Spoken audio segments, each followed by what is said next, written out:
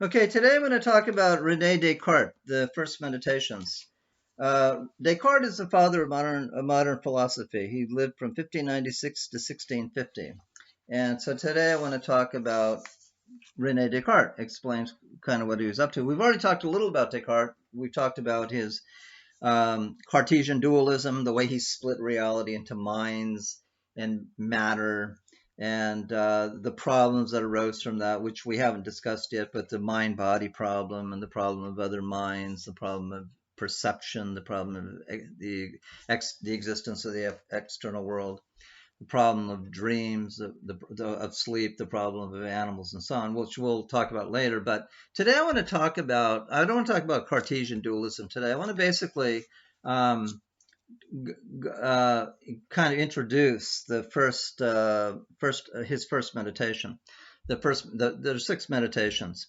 Let me say something about the meditations. It's a beautiful book to read. It's like when you read it, it's like you're coming across somebody who is seeking truth and is totally basically in despair of ever finding truth. He's in despair of finding it in any of the previous writers who have written. The very interesting thing is that Descartes is living in the early 1600s. This is with the birth of modern science.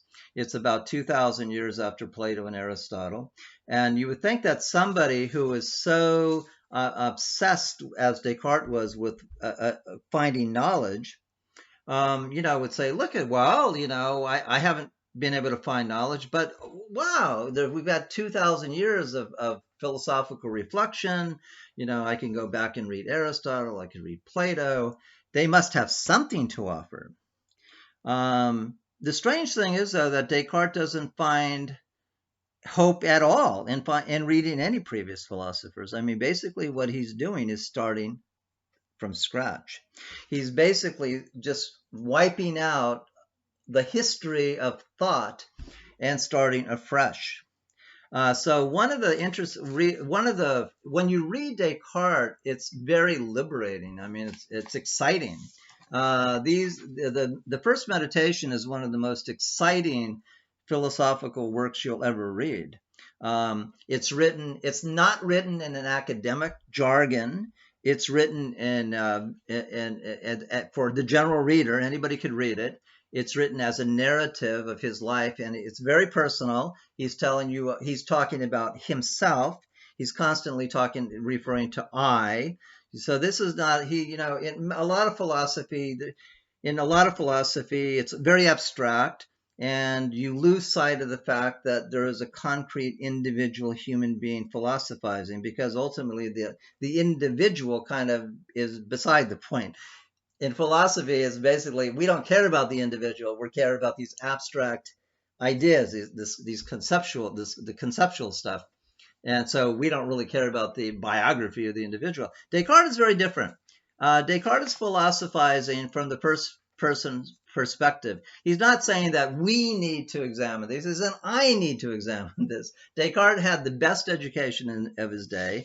He lived in France in the early 1600s. He went to the Jesuit schools, which were the best educational that you available in Europe in the 17th century. The Jesuits were great with education. And but when he graduated, from the equivalent, I guess, of American high school,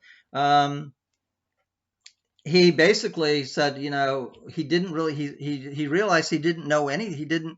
He didn't really know anything with certainty, because in his day, the main thing about Descartes' day was that science, in the sense that it exists today, did not exist in his day. Science did not exist. And so basically, knowledge in Descartes' day was always based upon what authority said. And one of the greatest authorities in Descartes' day was Aristotle. But Descartes realized that knowledge based upon authority is not knowledge. And many other people in his day did too. That's why in his day, there was this great hope. Many people were hoping to create science, to get something going where there would be a methodology, where you could have a foundation where you could build secure knowledge. But it didn't exist in Descartes' day. And what's amazing is Descartes Descartes' real dream really is that you can put it this way. He wanted to provide a foundation. What he was looking for was a foundation on which to build science. And he thought that once he found this he found this foundation, he identified a foundation where you could then build science. Descartes is a rationalist, and as a rationalist, he's seeking certainty. For Descartes, science is in the game of attaining certainty. Knowledge for Descartes has to be certain knowledge. If it's not certain, then it's not knowledge. So what Descartes was doing, he wanted to find certainty. He wanted to find a foundation on which science could build, but it had to be a firm foundation. It had to be something certain. As a rationalist, he believed that the method of procedure was basically deductive. And a deductive method is one where you start with certain premises that are known to be true, and then you logically reason from those premises step by step. And so as you develop your argument, every step, if it's logical, will be certain because it's based upon a certain foundation. So what Descartes was doing is to understand Descartes in the Meditations, especially in the first meditation, what he's doing, he's looking for something. He's looking for certainty. And that's what the first meditation is about. And I'll talk about a little. I probably won't finish the whole thing in this lecture, but I will at least begin it. That's the key thing. Let me say something about the meditations. Descartes was educated as a Jesuit. He himself was a devout Catholic. The spiritual exercises of St. Ignatius Loyola were required readings for prospective Jesuit priests. And before they'd become ordained to the priesthood, they'd have to go on a retreat and go through these processes of meditation on the spiritual exercises of Ignatius. So Descartes was aware of all this stuff, and it's not accidental that he refers to his philosophical writings as meditations. There are 6 of them. You could read them, each one you could read in an hour or so. I mean, the first meditation you could read in less than an hour. Descartes did not want you to read the meditation. You could read the whole book in a day, less than a day. Descartes did not want you to read his book that way. That's why he called them meditations. His ideal reader is somebody who will pick up the first meditation and read it slowly, and then reread it and reflect on it, and read it for maybe a week or 2 weeks or a month, and let it really sink in. Meditate on it. That's why he calls them meditations. Let the argument of the first meditation, let it permeate you. And then when it's permeated you and you really understand it, then go to the second meditation. Do the same thing. Maybe spend a couple weeks on it. Meditate on it. Do the same thing for the next, through the 6 meditations. So it might take you a couple months to get through the meditations. Anyway, that's Descartes wants you to really meditate on the meditations. Let me say something also about, in his day, there was this skepticism was in the air. It was a big, big deal. People, why was skepticism so big? Well, there's a couple reasons. Number one, the Protestant Reformation, 100 years before Descartes, began with Martin Luther. Basically broke up the Catholic Church, which dominated Europe. It was a unified religion, Christianity under the Roman Catholic Church. With Martin Luther King, you have a whole new group, a religious view coming in, the Protestant view, which totally rejects the authority of the Roman Catholic Church. Now, this created a lot of anxiety among people, religious people, because now the question is, well, if the Catholic Church for 1500 years was accepted as the authority, and now people like Martin Luther are attacking it and basically destroying it. What can we know with certainty? I mean, if the Catholic Church turned out to be wrong, why should we believe what the Lutherans say or what Calvin said? What Calvin says. And in Descartes' day, you had this.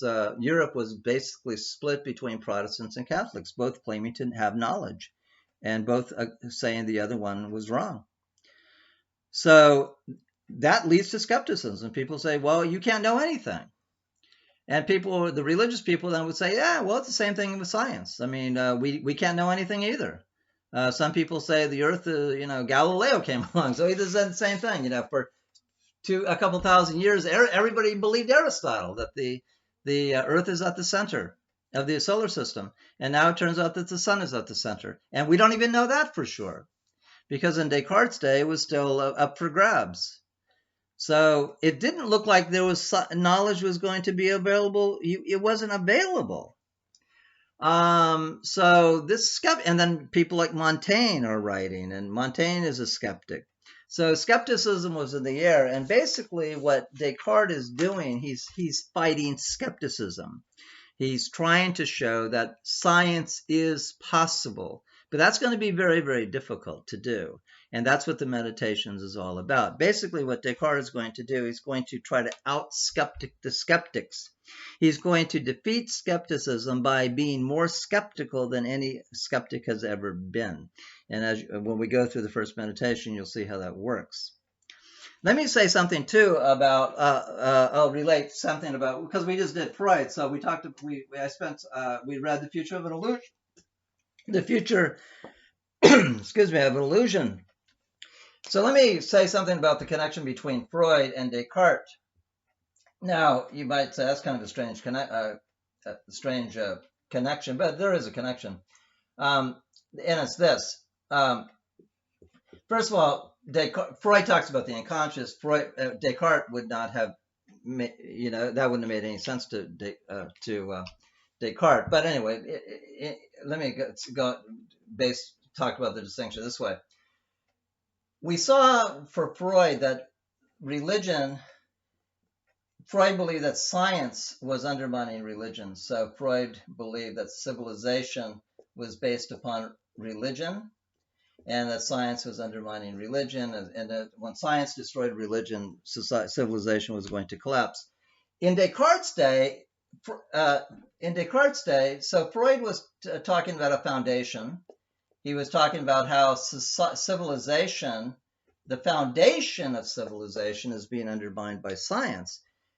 Freud could accept science as a given fact in the 20th century, and Descartes could not. In fact, what Descartes was looking for, whereas Freud could take science as a fact, and he could then offer the suggestion that to replace religion with science, in Descartes' day, it was religion which was more the foundation of civilization.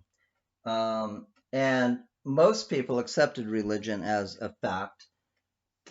Science did not exist, so what Descartes is doing is trying to create a foundation.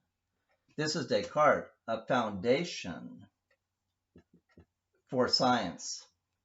And now, ultimately, that was like in the 1600s. Between Descartes and Freud, science was established on a firm foundation.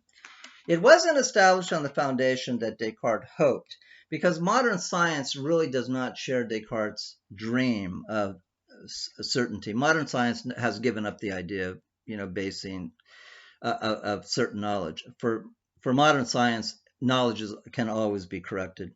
There's always possible experiments in the future that can falsify what you believe to be true. So modern science is not looking for certainty the way Descartes did. But the point is this, that science has been built up since Descartes, and so Freud could accept that as a given, whereas Descartes couldn't. Descartes' whole project is to establish a firm foundation for science, so science could be erected on that foundation. Okay, in the next lecture, I'm going to start talking about the first meditation.